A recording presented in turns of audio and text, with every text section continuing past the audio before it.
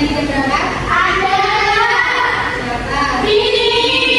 Kenapa? Kan jalan-jalan sama sih. Mana Bu?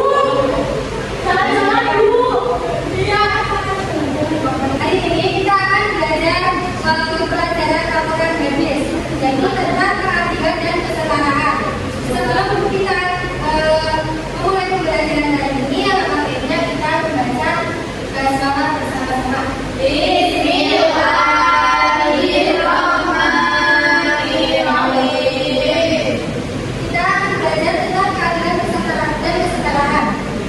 Yang kita bahas yaitu ada 3. Yang pertama Al-Quran surat Al-Baqarah ayat 1 sampai ayat 10. Kemudian ada asbabun nuzulnya dan kandungan ayatnya. Bisa dibaca bersama-sama. Bismillahirrahmanirrahim.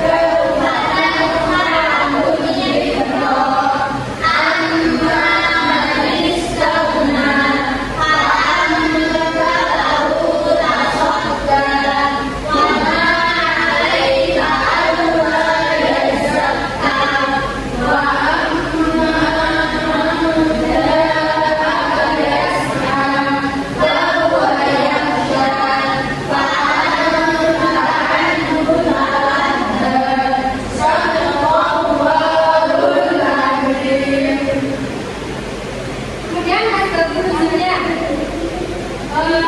Dari Al-Quran surat Al-Baqarah ini menjelaskan beberapa ulama mengatakan surat ini turun menyangkut sikap Nabi Sallallahu Alaihi Wasallam kepada Abdullah bin Umi Maktum ketika Nabi Muhammad Sallallahu Alaihi Wasallam ikut menjelaskan Islam kepada tokoh musyrikin Mekah.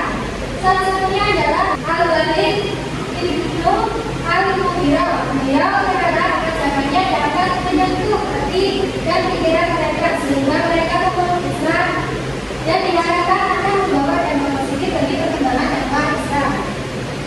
Kemudian saat itulah datang Abdullah bin Umi Maktum yang rupanya tidak mengetahui kesibukan Nabi Sallallahu Alaihi Wasallam.